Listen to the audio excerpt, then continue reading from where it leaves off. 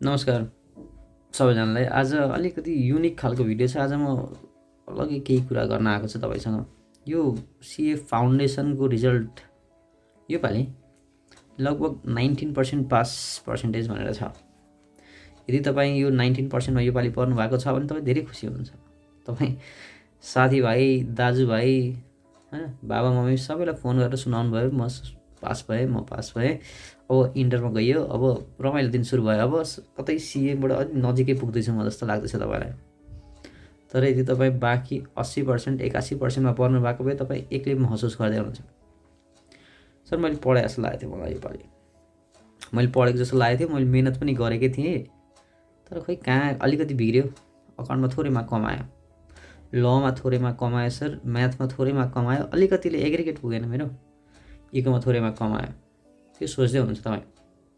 अनि म तपाईँहरूकै लागि भनेर आज थोरै केही भन्न आएको छु, के गरी पढ्ने अब भनेर यो भिडियो बनाउँदैछु। मेरो कुकुर पनि तपाईँहरूको कुरा सुन्दैछ। अब यदि तपाईँ अहिले त्यो फेजमा हुनुहुन्छ, एक्लै महसुस गर्दै हुनुहुन्छ भने यो कुनै नयाँ कुरा चाहिँ होइन हाम्रो लागि। सिए कोर्समा फेल हुनु खै त्यो कुनै नयाँ कुरा हो जस्तो चाहिँ लाग्दैन मलाई। सिए कोर्स बनाएकै यसरी छ कि म डटिरहँ, यसमा कसरी लाग्न सक्छु म योपालि फेल भयो, केही भएन त, अर्को पालि छ त। अब त इक्जाम आउनलाई धेरै दिन पनि त बाँकी छैन नि। अब त 62-63 दिन बाँकी छ। अब म के गरौँ? टाउको पक्रेर बसिरहँ 62-63 दिनसम्म कि म केही नयाँ प्लान बनाएर अगाडि बढ्छु त? सुन्नुहोस् भाइ बहिनीहरू, आज म तपाईँलाई अलिकति 60 दिन, 61-62 दिन के गर्ने भनेर भन्न आएको छु। सबैभन्दा सुरुमा मान्नुहोस्, अब आजबाट मैले सुरु गरेन या भोलिबाट सुरु गरेन भने त्यो फेरि 62-63 दिनपछि फेरि मलाई त्यो 80-81मा पर्न मन छैन कि। अब भयो, पुगिसक्यो। अब एकतालि कसेर पढ्छु, मेहनत गर्छु, सबै जोर जाँगर सबै एकैतालि लगाउँछु म। धेरै भइसक्यो यो खेलासी जस्तो सोच्दै हुन्छ तपाईँ। म पनि त्यही सोच्दैछु, तपाईँ त्यसरी नै सोच्नुहोस्, होइन? अब एकतालि हो, मेहनत गर्छु, कसेर पढ्छु। यसरी पढ्छु कसैले पढेको थिएन पहिला।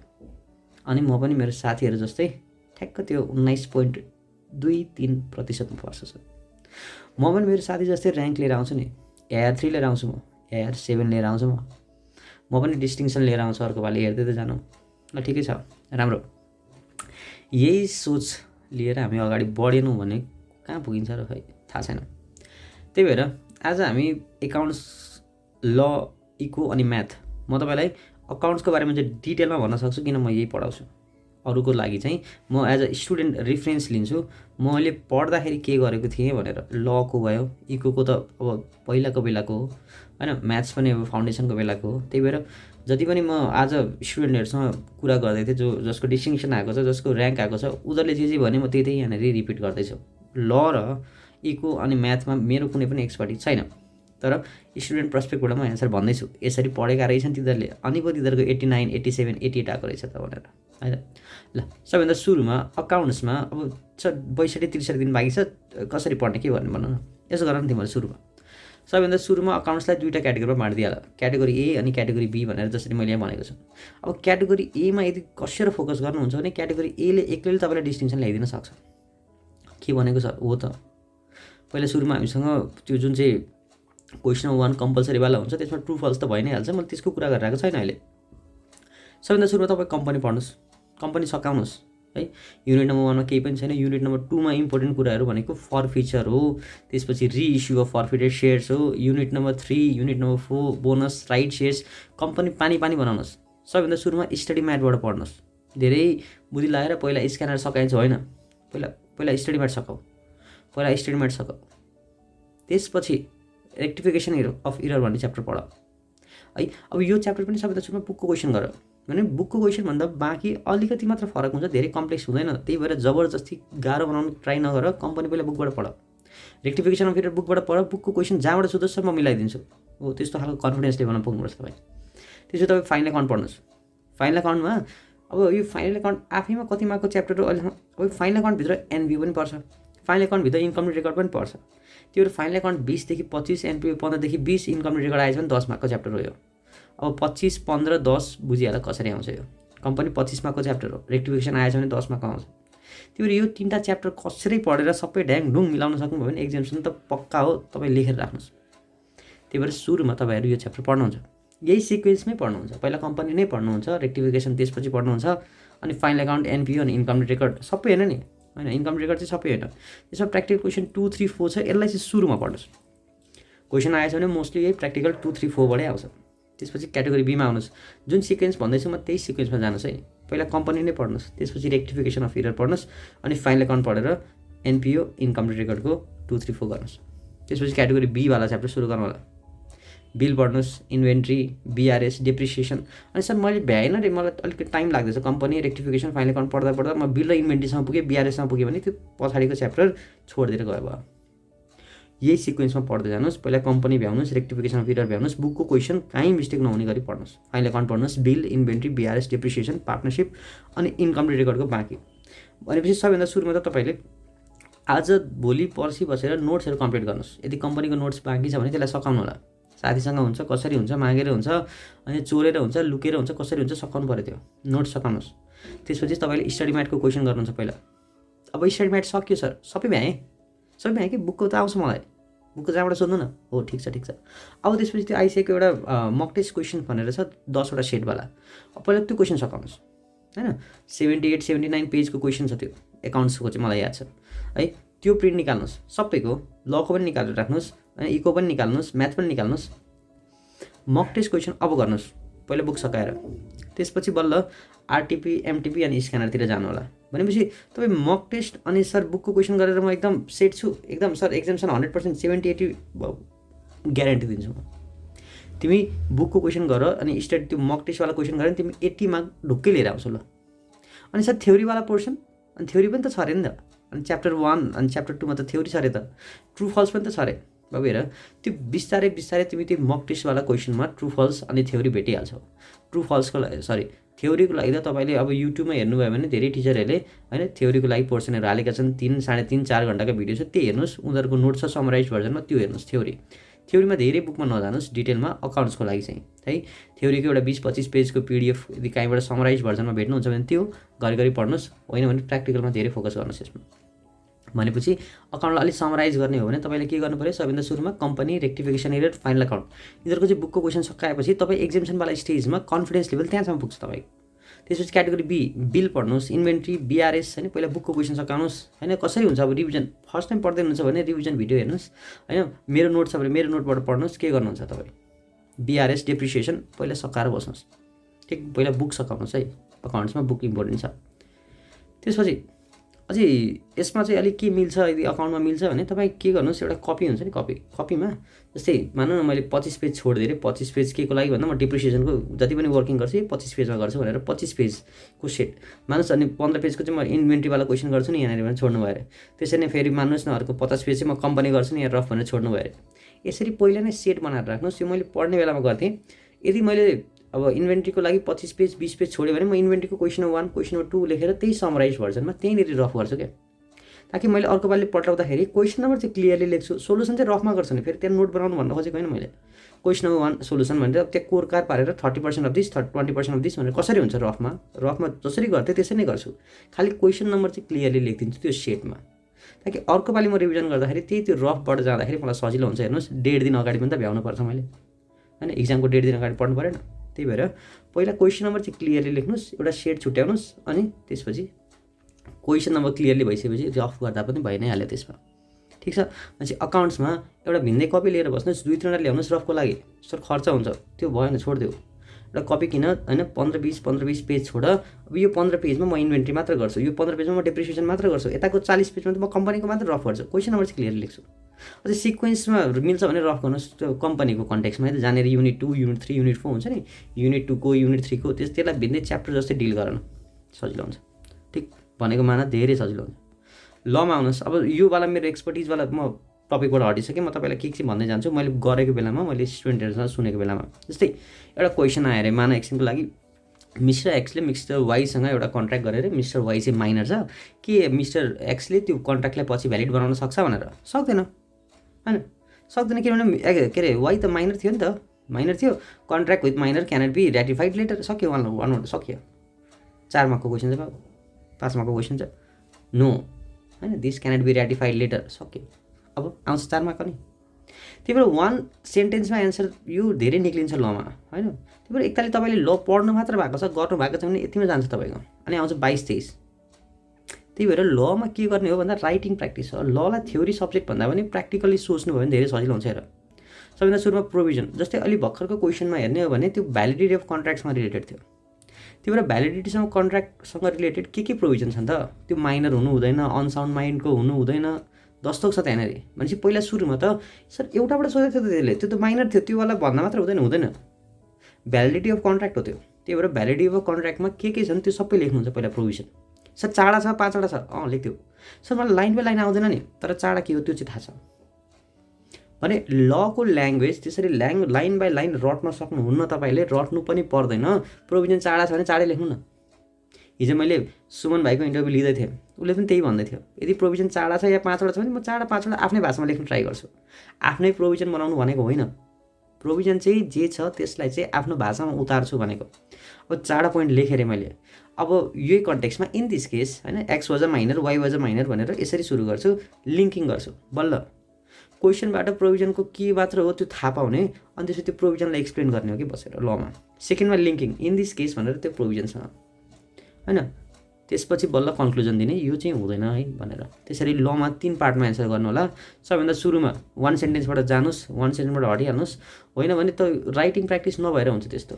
राइटिङ प्र्याक्टिस भएकै छैन भने 1 वटा एन्सर दिने हो मान्छेले, ठिक। त्यही भएर राइटिङ प्र्याक्टिस गर्नुहोस् होला। ललाई प्र्याक्टिकल सब्जेक्ट जसरी ट्रिट गर्नुहोस्, लेखे गर्नुहोस्। यसमा एउटा दुईवटा क्वेसन हातले लेख्नुहोस् न, थाहा हुन्छ भने 2 लाइनपछि हातै चल्दैन, अनि के गर्ने अनि। त्यही भएर लमा धेरै लेख्नुपर्छ बाबु। हेर, लेख प्रोभिजन चाडा छ भने चाडै लेख्नुपर्छ त्यसमा, तर भाषा आफ्नो भए हुन्छ, प्रोभिजन आफ्नो होइन, भाषा आफ्नो लेख्नुहोस्, अनि लिङ्किङ गर्नुहोस्, इन दिस केस भनेर।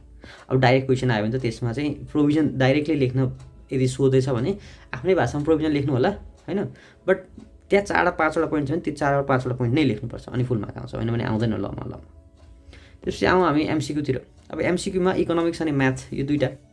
अब यो इकोनोमिक्स जस्तै एमसिक्यूवाला जति पनि थ्योरिटिकल पार्ट छ नि, यो इकोनोमिक्स अनि म्याथ अनि लकी कन्टेक्स्टमा पनि थ्योरिटिकल पार्टमा यस्तो हुन्छ, हामीले एउटा कुरा पढ्नलाई टाइम जति लाग्छ त्यो मैले कसैले भनेको सुन्नलाई मलाई छिटो टाइम लाग्छ, छिटो सकिन्छ त्यो। जस्तै इकोनोमिक्सकै कन्टेक्स्टमा हेर्ने भने हामी क्वेसन गर्नुभन्दा एकतालि रिभिजन भिडियो हेर्नु क्या, कसैको 30 मिनट 40 मिनट 50 मिनट होइन, 1 घन्टाको, अनि जसको ठिक लाग्छ तपाईँलाई त्यसको पहिला रिभिजन भिडियो हेर्नुहोस्। फेरि 4 घन्टाको बसेर सुतेर हेर्नु भनेको होइन, एउटा पार्ट हेर्नुहोस् त्यसको, अनि त्योसँग रिलेटेड क्वेसन गर्न थाल्नुहोस्। जस्तै च्याप्टर 1 सानै छ, च्याप्टर 1 को तपाईँले रिभिजन भिडियो हेरेर क्वेसन गरिहाल्न सक्नुहुन्छ, सकिहालिन्छ त्यो 1.5-2 घन्टामा च्याप्टर 1 सकिन्छ।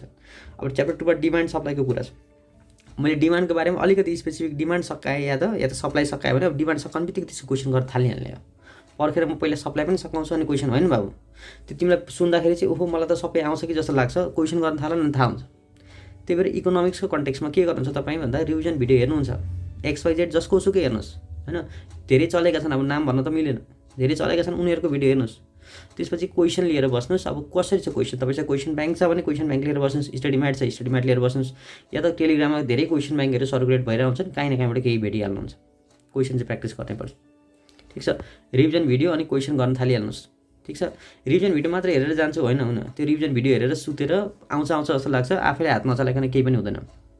अनि अर्को क्वेसन गर्दाखेरि सबभन्दा सुरुमा स्टडी मोड्युलको क्वेसन गर्नु, स्टडी म्याटको, त्यसपछि त्यो 10 वाला भनिहालेँ, मक टेस्ट 10 वटा वाला छ, सबैको छ, त्यसपछि त्यो गर्नुहोस्। अनि बल्ल तपाईँ के गर्नुहुन्छ, अरू क्वेसन अरू टिचरको रिफर गर्नुहुन्छ क्वेसनहरू। जस्तै हार्दिक मर्चन्डाको छ, त्यसरी नै मुनिश सरको पनि छ रिभिजन भिडियोहरू।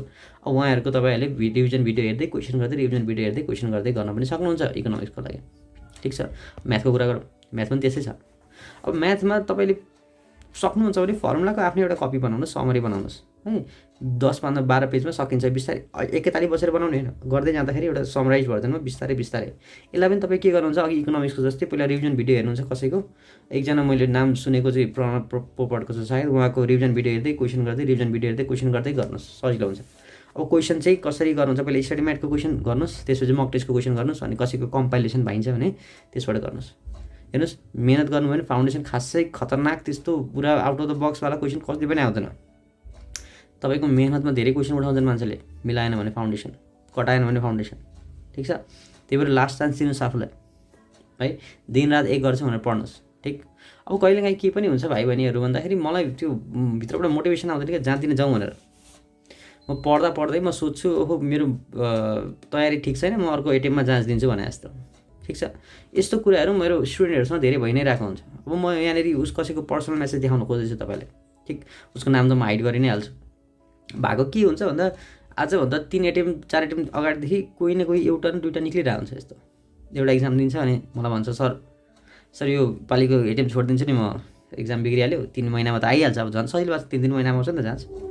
सर 3 महिनापछि इक्जाम आइ नै हाल्छ, म 3 महिनापछि दिन्छु नि भनेर। अब त्यस्तो गल्ती कहिले नगर्नुहोस्। अर्को एटेम्पमा दिन्छु भनेर नबस्नुहोस्। अब यही 60-65 दिनवाला जुन इक्जाम छ त्यसमै जानुहुन्छ तपाईँ। हो, हार नखानुहोस्। एकतालि पढिसक्नु भएको छ, भ्याइन्छ, ठिक, त्यही अनुसार प्लान बनाउनुहोस्। पेयर बनाउनुहोस् न बसेर। बिहान अकाउन्ट पढ्नुहुन्छ भने अल्छी लागेपछि फेरि ल पढिदिन्छु, अनि अकाउन्ट र लको जस्तै अब ल अनि इकोको ल अनि त्यसपछि म्याथको कसरी हुन्छ पेयरिङ भन्नुहोस् न। जस्तै 1 हप्तासम्म म यसरी अकाउन्ट अनि त्यसपछि सर इकोनोमिक्स पढ्छु, त्यसपछि म्याथ अनि ल पढ्छु। होइन सर मलाई त्यो ठिक लाग्दैन, म के गर्छु पहिला अकाउन्ट पढ्छु, अनि अकाउन्ट पढ्दा अल्छी लाग्यो मलाई 2 घन्टा, अनि म इको पढ्छु नि, इको पढेपछि फेरि मलाई अल्छी लाग्यो अनि फेरि म मानौँ न एकछिनलाई म्याथ पढ्छु। जसरी चाहिँ के हुन्छ आफूलाई फिजिबल प्लान बनाउनुहोस्। 8 देखि 9 घन्टाको स्टडी टाइम निकाल्नुहोस्, जसमा 3 घन्टा जस्तो अकाउन्ट, 2 घन्टा जस्तो ल, 2 घन्टा जस्तो इको अनि 2 घन्टा जस्तो म्याथ। होइन 3 4 5 6 7 8 9 हो, यसरी जाँदा पनि भयो। होइन नि सर यसो गरौँ न, 4 घन्टा गरौँ न, 4 घन्टा अकाउन्ट पढ्छु, 4 घन्टा इको पढ्छु। त्यसो गर्दाखेरि छिटो सकाउनुपर्छ। जस्तै 4 घन्टा अकाउन्ट पढेपछि अरू बेला चाहिँ नर्मली 10 दिनमा सकिन्छ एकतालि रिभिजन। 10 दिनमा त सकिँदैन, 20-25 दिनमा एकतालि रिभिजन सकिन्छ भने यसरी 4 घन्टा 5 घन्टा गर्नु भने तपाईँले 17, 12, 13 दिनमा सकाउनुपर्छ होला। त्यसरी अब आफूलाई कसरी सजिलो हुन्छ त्यसरी पेयर बनाउनुहोस्। मैले भनेको मान्नुहुन्छ भने 2-2वटा गरी पेयर बनाउनुहोस्।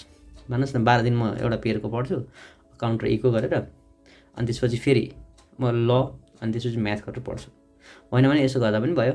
ललाई चाहिँ डेली उठाउनु पऱ्यो, होइन राइटिङ प्र्याक्टिस त हो। सर म 2 घन्टा ल पढ्छु, अनि अकाउन्ट पढ्छु नि 3 घन्टा, अनि इकोनोमिक्स पढ्छु, सानो पोर्सन गर्दै जान्छु, अनि म्याथ पढ्छु। हो, चाँडो उठाउँदा बेस्ट हुन्छ जस्तो लाग्यो। अब चाहिँ सबैले सक्नुहुन्छ भने चाँडै उठाउनुहोस्। अकाउन्ट्सलाई 3 घन्टा जस्तो, ललाई 2 घन्टा, इकोलाई 2 घन्टा, अनि म्याथलाई 2 घन्टा। अब त्यो सिक्वेन्स कसरी हुन्छ त्यो तपाईँ आफै मिलाउनुहोस्। मैले यहाँ भनेर त्यो सुगर अटाएको जस्तो हुन्छ, त्यसरी सकिँदैन। अब यो भाइको कन्टेक्स्टमा कुरा गरौँ, यो भाइ एउटा मात्रै हो इक्जाम्पल चाहिँ, 2-3वटा भएको थियो यस्तो। अब यो भाइ एउटा इक्जाम दिएर आएर अब मलाई के भन्थ्यो भन्दाखेरि सर यो पालि त बिग्रिन लाग्यो, अर्को पालिको एटेम्पमा दिन्छु नि भनेर। भाइलाई हातै जोडेँ मैले, भाइ प्लिज जा, होइन अलिक पढ्ने मान्छे जस्तो थियो है, भाइ प्लिज जा, गइदे, जाँच मात्रै दिन बस के, जा, के थाहा तिम्रो हातबाट गइसक्यो नि त, अब गइसकेन र। इक्जाम दिएर आइसकेपछि पढिरहेको छु बसेर, तिमीलाई थोरै थाहा छ यार क्वेसन कस्तो आउँछ। आज बसेर मलाई थाहा छ मेरो प्रिपरेसन कस्तो छ, पहिला इक्जाम हलमा त जाउँ, इक्जाम हलमा गएर आउँ, अनि कस्तो हुन्छ त्यसपछि थाहा हुन्छ नि, यतिकै बसेर त थाहा हुँदैन। त्यही भएर भाइलाई हातै जोडेर पठायो बाबु, हातै जोडेर पठायो। भाइको ल बिग्रेको थियो भन्दै थियो मलाई, होइन ल बिग्रेको थियो भन्दै थियो। अब मैले के भने भन्दा भाइ जा गएर बस, गोलो लाएर आइज, केही भएन भन्दा भाइ योपालि पास भयो। अब तपाईँ म्यासेज आफै पढ्नु होला, यो भाइ पास भयो योपालि, ठिक छ, खुसी पनि लाग्छ, होइन खुसी पनि लाग्छ। अब लमा ऊ बिग्रेको भनेर बसिरहेको चाहिँ 44 आएको छ, ठिक छ। अब तपाईँ कसरी यसलाई के भनेर गर्नुहुन्छ कि हामीले हाम्रो जहाँसम्म छ हामीले गर्ने भनेको के हो भन्दा मेरो हातमा के छ, मेरो हातमा खालि प्रिपरेसन गर्ने त छ नि यार। प्रिपरेसन गरिसकेपछि आफ्नो बेस्ट दिनलाई त त्यहीँ जानु परेन। म प्रिपरेसन जुन चाहिँ इन्डिपेन्डेन्ट छ इक्जामसँग, त्यो दुईवटा इन्डिपेन्डेन्ट इभेन्टलाई कसरी कम्पेयर गर्न सक्छु, भोलि के सोध्छ मलाई के थाहा छ। त्यही भएर आज तपाईँको हातमा एउटै कुरा छ बाबु, त्यो पढ्ने, दुःख गरेर पढ्ने है, 4-5जनाको दुःख सम्झिने। जसले तपाईँलाई पैसा पठाउँदैछन्, अहिले काठमाडौँ बस्दै हुनुहुन्छ या कुनै ठाउँमा बस्दै हुनुहुन्छ भने, होइन कसरी आउँदैछ पैसा त तपाईँलाई थाहा होला, घरको मान्छेले कसरी पठाइरहेछन् है, त्यो सबैको मुख एकछिन सोच्नुहोस् बसेर। अब त्यो सोचेर प्लान बनाउनुहोस् बाबु के गर्ने।